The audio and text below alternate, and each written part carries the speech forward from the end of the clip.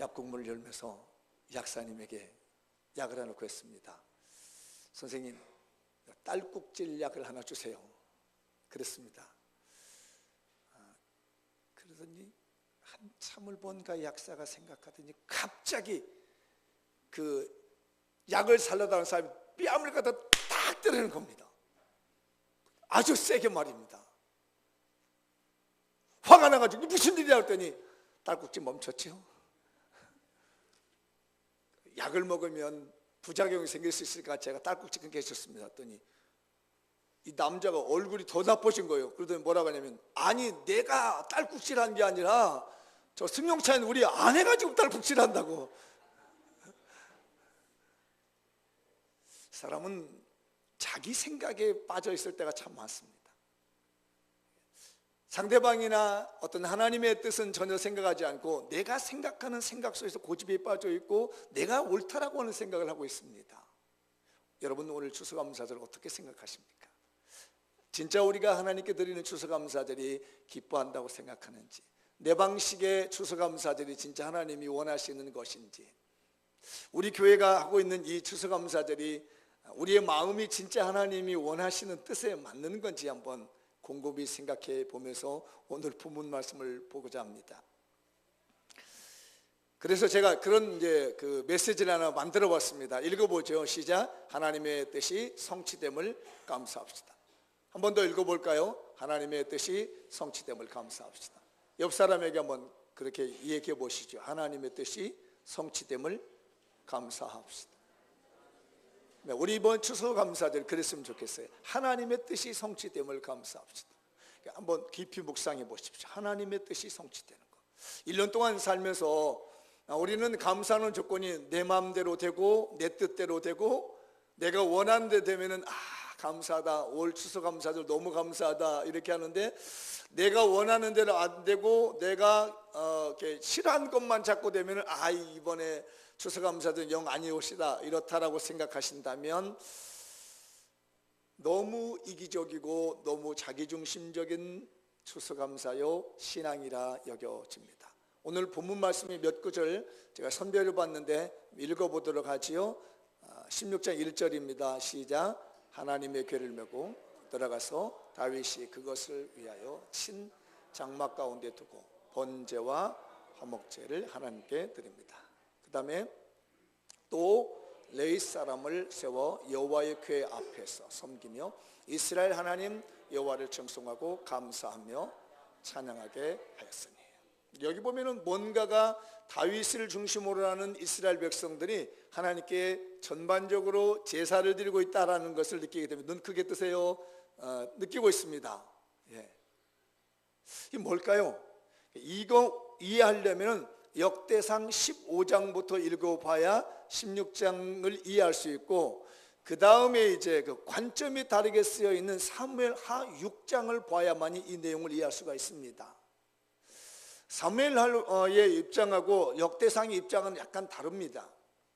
사무엘하에서는 다윗의 잘못된 부분도 그대로 기록하고 있는데, 역대상에서는 다윗의 잘못된 부분은 다 덮어버리는 내용이 있습니다. 왜냐하면 역대상은 역대상하는 바벨론에서 포로 생활하고 난 다음에 이스라엘 백성들이 이런 나라를 만들어 보자, 다윗의 왕국을 다시 한번 세워보자 라고 하는 그런 측면에 썼기 때문에 웬만하면 다윗의 잘못된 것들은 다 덮어갑니다. 그러나 사무엘 상하나 열왕기 상하는 그렇지 않습니다. 나라가 망하기 전에 썼기 때문에 있는 그대로 기록해서 다윗의 잘못된 부분도 기록하고 있는 거죠. 사건 배경은 그렇습니다. 엘리 제사장 때에 아벡 전투에서 패배를 한 다음에 이 언약궤라고 하는 것이 블레셋으로 넘어갔다가 다시 이스라엘로 왔습니다. 그래서 이게 어디로 가 있으냐면 기럇 여아렘이라고 하며 바알레 유다라고 하는, 똑같은 말이에요. 기럇 여아렘이나 바알레 유다라는 곳에 아비나답이라는 사람이 있었습니다. 그곳에 언약궤를 맡겨놓은 거예요. 그냥 방치해둔 겁니다. 무려 몇 년 동안 언약궤를 방치해뒀냐면 70년 동안 방치해둔 거예요. 아비나답의 집에다 그냥 놔둔 겁니다. 아무도 찾지 않았습니다. 하나님의 언약궤가 뭡니까? 하나님의 임재를 상징을 했던 출애굽의 기가 막힌 성물이었고 지금까지 유대 민족을 유지해 주셨던 귀한 성물이었는데, 이때 엘리 제사장 이후에 사울 왕 시대까지 이건 사람들이 찾아주지도 않는 아무것도 없는 쓸모없는 폐물처럼 여겼다는 얘기예요. 그게 70년간 아비나답의 집에 있었습니다.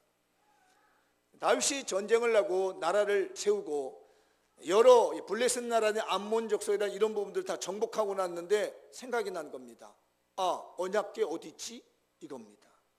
한참 바쁘게 살다가 나라가 안정되는, 우리 정말 모세 시대 때 받았던 언약궤가 어디 있었지라고 다윗이 생각하게 되는 거예요. 아무도 생각하지 않았습니다. 언약궤에 대한 관심도 아무도 없었습니다. 거의 잊혀진 존재였는데 다윗이 안전을 찾고 난 다음에 이거 어디 갔나? 라고 찾아봤더니 바알레 유다라고 하는 곳에 아비나답 집에 있더란 얘기입니다. 그래서 다윗은 이거 찾아와야 되겠다. 내가 이 언약궤를 찾아와야 되겠다 하면서 두 가지 이유를 걸었습니다. 왜 다윗이 언약궤를 찾게 됐느냐면, 여기 제가 정리해 둔 대로 여호와의 신앙으로 나라의 내부적인 일치를 가져오자. 다윗이 지금 나라를 정복했을지라도 아직 혼란이 있었습니다. 그래서 우리 민족이 무슨 민족이냐? 언약궤의 민족이 아니었느냐? 이 언약궤를 찾아다가 다윗성에 가져다 놓고 우리 백성들의 마음을 하나로 묶어야 되겠다. 하나님을 믿는 그 신앙으로 하나로 묶어야 되겠다는 마음으로 언약궤를 찾았던 겁니다. 그 다음에 두 번째는 뭐냐면은 하나님을 존중하는 신본주의 신앙으로 이 나라를 통치해야 되겠다. 사람이 통치하는 것이 아니라 하나님께서 다스리는 나라가 되게 해야 되겠다는 마음을 가지고 언약궤를 찾아온 거예요. 그러니까 다윗이 얼마나 신앙적이며 얼마나 깊은 마음을 가지고 있는지를 잘 보여준 게 언약궤를 찾는 겁니다. 70년 만에 언약궤를 아비나답의 집에 있다는 걸 알아서 사람을 보냈습니다. 오늘 보면은 3만 명을 보냅니다. 어마어마한 사람을 보냅니다. 그리고 3만 명을 보여가지고 언약궤를 가져오는데 약간의 실수가 있었습니다. 그냥 수레에 끌고 와버렸어요. 왜냐하면 그때 당시는 어떤 그 귀한 물건들을 수레로 끌고 오는 그런 전례가 있었기 때문입니다. 수레를 끌고 쭉 오다가 낙원의 타당마당에 가까이 오는데 갑자기 이 소가 그냥 확 뛰어버리는 겁니다. 그러니까 이 수레가 뒤집어 엎어지게 생긴 거예요. 그때 야호라고 하는 사람과 우사라고 하는 사람이 책임자가 돼가지고 이 소를 끌고 왔는데 하면서 우사가 그 떨어지는 법궤를 딱 잡은 겁니다. 언약궤를. 그 순간 우사가 그 자리에서 즉사했습니다. 70년 동안 관심 두지 않았던 언약궤를 가지고 오다가 그 자리에서 사람이 즉사했습니다. 이 성궤인 법궤는 만지면 안 되는 거거든요. 그 누구도 만질 수가 없었습니다. 다윗이 무서워지기 시작했습니다. 무슨 일일까?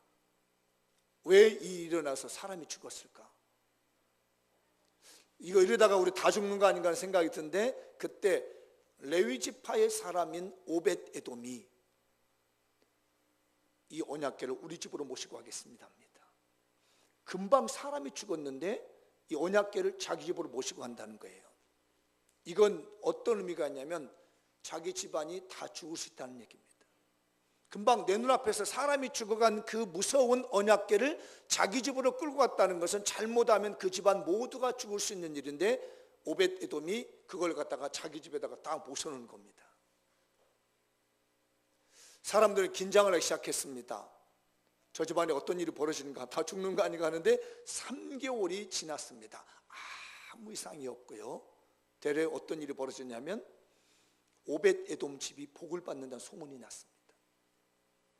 3개월 전에는 사람을 죽였던 이 법궤가 3개월이 지나고 난 다음에 오벳 에돔 집에 복이 임하게 되고 잘 되니까 소문을 듣고 이 이야기를 다윗 왕의 이야기입니다. 오벳 에돔 집에 간 이 언약궤가 그 집안에 축복을 주고 있습니다. 복을 주고 있습니다. 그 3개월 동안 다윗은 고민한 겁니다. 무슨 일이 있었을까? 왜 잘못됐을까? 어째서 그때 사람이 죽었을까? 나는 분명히 이걸 가져와야만이 여호와를 섬기는 그 마음으로 우리 백성들을 하나로 묶을 것이고, 이 나라는 하나님의 통치하시는 나라를 만들어야 되는데 왜 하나님의 나이가 허락하지 않는 건가라고 싶어지면서 여러 사람들에게 의논을 했습니다. 무슨 문제가 있느냐, 왜 이게 문제가 있어서 이 사건이 벌어졌느냐고 문제를 찾아봤더니 율법을 어기게 된 겁니다. 언약궤를 옮길 때는 몰랐는데 이 언약의 말씀을 잘 알고 있는 사람들과 의논하면서 찾아보니까 이게 문제가 있었습니다. 보시면 이 언약궤는 모든 선물은 어깨에다 매는 것이었습니다. 그런데 다윗은 그걸 모르고 수레에다 끌고 와버린 거예요. 이 잘못을 한 거예요. 성경 한번 볼까요? 민수기 4장 15절요. 시작. 진영을 떠날 때 아론과 그의 아들들이 성소와 성소의 모든 기구도 없는 일을 마치거든 고핫 자손들이 와서 맬 것이니라. 그러나 성물은 만지지 말라. 그들이 죽으리라. 회막 물건 중에서 이것들은 고핫 자손이 맬 것이요. 적혀져 있는 거예요. 민수기의 율법에 기록되어 있는 겁니다. 만지면 죽는다. 그리고 어깨에 매라는 얘기예요. 수레를 끌고 오는 것이 아니라 어깨에 메고 가야 되는 것이 뭐냐면 성막에 있는 물건들이에요. 그것도 고핫 집안의 자손들이 매는 겁니다. 모라리 자손도 안 됩니다. 게르손 자손도 안 됩니다. 오직 고핫 자손만이 되는 거예요. 레위 아들은 3명의 아들이 있었는데 그 중에 고핫 자손만이 이 언약궤를 메고 갈 수 있습니다. 그 사람들도 만지면 안 되는 거예요. 그러면 죽는다겠다는 거예요. 그 다음 절 한번 보죠. 7장 9절인데요. 시작. 고핫 자손에게는 주지 아니하였으니 그들의 성소에 지금은 그 어깨로 매는 일을 하는 까닭이었더라. 이 말씀을 어긴 겁니다. 그제서야 다시 깨달은 겁니다. 아, 내가 잘못했구나. 나는 급한 마음에 70년 동안 찾아주지 않았던 언약궤를 찾아서 가져오는 것만이 대단한 줄 알았는데 하나님은 가져오는 것보다 중요한 게 있었는데 하나님의 말씀의 법을 지키는 것이었다는 거예요. 우리가 추수감사절을 지키는 것도 매우 중요한데 제가 그런 마음이 들어 에이 매년으로 헤쳐버리지 이런 것이 아니라는 겁니다. 추수감사절은 마음 그대로 내 중심이 담겨있는 감사가 된다는 얘기예요. 그래서 교회는 추수감사절을 앞두고 한 주간 동안 기도를 합니다. 교회의 기도를 공부하고요, 한 주간 동안 기도한 그 감사의 마음을 추수감사절에 드리는 거예요. 그냥 우리가 기도를 하는 게 아니에요. 내 마음과 내 진정한 마음이 하나님께 드려지는 감사가 되도록 하기 위해서 추수감사절을 드리는 거예요. 사랑하는 우리 성도들이요, 다윗이 70년 동안 없었던 그 언약궤를 메고 오는 것을 끌고 오는 걸 중요한 것이 아니라 하나님의 말씀의 법에 얼마나 충실했느냐를 기뻐하셨습니다. 그런 것처럼 하나님의 뜻이 이루어지는 것에 대해서 감사해야 되겠습니다. 내 마음대로 하는 것에 대해서 감사하는 게 아니에요. 내가 잘 되는 것에 대해서 감사하는 게 아니에요. 하나님의 뜻이 이루어졌느냐 안 했느냐를 따져볼 수 있는 것이 우리의 감사의 조건이 될 줄 믿습니다. 그제서야 다윗이 깨달은 거예요. 아, 이거 수레로 끌고 온 것이 잘못했구나. 회개를 한 거지요. 우리 추수감사절을 드리는 여러분들 한번 1년을 되돌아보십시오. 진짜 내가 하나님의 뜻에 합당하게 신앙생활을 했는지, 아니면 나 편하는 식으로 했는지, 나 편안한 대로 했다면 여러분들은 오늘 다윗이 하나님의 말씀의 법을 어기고 그냥 수레에다가 언약궤를 끌고 온 것과 동일할 것이에요. 그러나 오늘 그걸 깨닫는다면 이제는 수레에다 끌고 오는 그 언약궤가 아니라 어깨에 고핫 자손이 어깨에 메고 제대로 들어오는 것과 같은 깨달음의 축복이 있을 줄 믿습니다. 오늘 이 시간 여러분에게 그런 깨달음의 축복이 있길 바랍니다. 내 마음대로가 아니라 하나님의 말씀대로, 내가 기뻐하는 대로가 아니라 하나님이 기뻐하신 뜻대로 살아서 감사하는 것을 하나님은 기뻐 받으신다는 얘기입니다. 그리고 난 다음에 점검을 해보니까 수레에 끌고 오는 것이 아니라 어깨에 매는 거랍니다. 그래서 사람을 찾았습니다. 고앗 자손들이 어디 있는가, 얼마나 찾았겠습니까? 혈통을 다 찾은 거지요. 지금 레위인 중에 고앗 자손이 어디 있는가 찾아봤더니 있더라는 얘기면 나오라는 거예요. 그들에게 언약궤를 딱 들고 6발짝을 딱 떼니까 다윗이 막 춤을 추기 시작했습니다. 왜? 3개월 전에는 사람이 죽었던 언약궤인데 이 고앗 자손들이 딱 어깨에 메고 6발짝을 딱 걷는데, 아, 이제 살았구나. 드디어 하나님이 나에게 주신 온 백성을 믿음으로 하나로 묶으며 이 나라는 하나님이 다스리는 나라다고 하는 이 하나님께 받은 마음이 인정되는구나. 이것이 바로 하나님의 뜻이구나. 내가 원하는 것이 아니라 하나님이 기뻐하시는 뜻이구나 라고 여기면서 그가 춤을 췄습니다. 이 춤은요, 왕의 춤인가 동시에 축제의 춤이었습니다. 물론 이제 뒷기사에 보면은 너무 기뻐서 춤추다가 아랫들어가 홀랑 벗어져, 옷이 다 벗어졌는데 그것도 모르고 막 춤추니까 사울의 딸 미갈이 왕이 왜 이러냐고 하다가 죽을 때까지 아이 못 낳게 된 배경은 튀어납니다. 오늘 그 얘기는 중요한 것이 아니고 이 다윗이 거기서 너무너무 즐거웠던 겁니다. 이제 하나님의 뜻이 나를 통해서 이루어지는구나. 저는 그래서 오늘 추수감사절 찬양을 준비하면서 그런 생각을 했습니다. 다윗처럼 기뻐서 춤을 출 수 있는 하나님의 뜻이 우리를 통해서 이루어져서, 하나님의 뜻이 우리 교회를 통해서 이루어져서 너무 흥겨워서 너무 즐거워서 옷이 벗어진지도 모르고 기뻐 찬양하며 하나님께 감사의 마음을 드렸던 그 찬양이 오늘 오후의 찬양이 되리라 믿습니다. 여러분의 찬양이 되리라 믿습니다. 옷이 벗어진 줄 모르고 뛸 수 있는 것 말이에요. 다윗에게 중요한 것은 그것이었습니다. 하나님의 뜻이 이루어진 것에 대한 감사다. 내가 원하는 대로 되는 것이 아니라 하나님의 뜻대로 되는 것이었습니다. 그런데요, 그 언약궤가 다윗 성으로 들어옵니다. 들어오는데 너무너무 감동스러운 거예요. 그때 지은 시가 있습니다. 그게 바로 시편 16편의 시와 시편 24편의 시와 시편 28편의 시가 다윗이 언약궤가 들어올 때 너무 감격스러워서 쓴 시가 이 시입니다. 그 중에 시편 24편의 시는 최고로 쳐줍니다. 언약궤가 다윗성에 들어오는 모습을 보고 너무 좋아서 춤을 덩실덩실 추면서 불렀던 이 시편이 24편이에요. 일부만 제가 발췌해 봤으니까 한번 여러분의 마음속에 상상을 한번 해보세요. 3개월 전에는 언약궤 때문에 사람이 죽어가지고 저주를 받았는데 3개월 후에 이게 축복으로 돌이켜서 그동안 70년 동안 찾지 않았던 언약궤가 들어온단 말이에요. 자기의 뜻이 이루어지고 하나님의 뜻이 나를 통해서 이루어질 때 그 언약궤를 맨 고앗 자손들이 이 언약궤를 메고 걸어 들어올 때 다윗이 성령의 감동을 받아서 외친 시가 이 시란 말이에요. 여러분의 그 마음의 감동을 담아서 이 시편의 일부를 제가 발췌했으니까 한번 읽어보도록 하죠. 3절 시작. 여호와의 산에 오를 자 누구며 그 거룩한 곳에 설 자가 누구인가. 왜냐하면 못 올라갔잖아요. 3개월 전에 사람이 죽어서 여호와의 산에 올라갈 수 없는데 언약궤가 쫙 들어온 것은 너무 깊어서, 야, 여호와의 산에 오를 자가 누구냐, 거룩한 곳에 오를 자가 누구냐. 그 다음에 답을 합니다. 4절 곧 손이 깨끗하며 마음이 청결하며 뜻이 허탄한 데 두지 아니하며 거짓 맹세하지 아니하는 자로다. 누가 이 언약궤를 받아들일 수 있냐는 얘기예요. 누가 하나님의 언약궤를 받아들일 수 있느냐? 손이 깨끗한 사람, 나쁜 짓 하지 않는 사람입니다.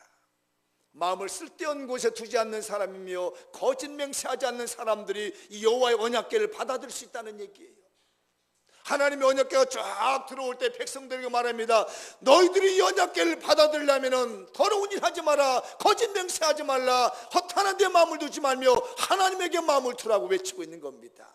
그 다음에 다음 9절 10절 마지막인데요, 읽어보죠. 문들아 너희 머리를 들지어라, 영원한 물들아 들을지어라, 영광의 왕이 들어가시리로다. 이 언약궤에 하나님이 임재하셔서 영광의 왕이 싹 들어오고 있는 모습을 다윗은 성령을 통해서 보고 있는 겁니다. 자기의 뜻이 이루어지는 것보다는 하나님의 뜻이 이루어지는 걸 통해서 너무 감격하여 부르는 찬양입니다. 마지막으로 10절입니다. 영광의 왕이 누구시냐? 만군의 여호와께서 곧 영광의 왕이시로다. 셀라. 셀라라는 이 용어는요, 보통 어떻게 하냐면 목소리를 높인다는 얘기입니다.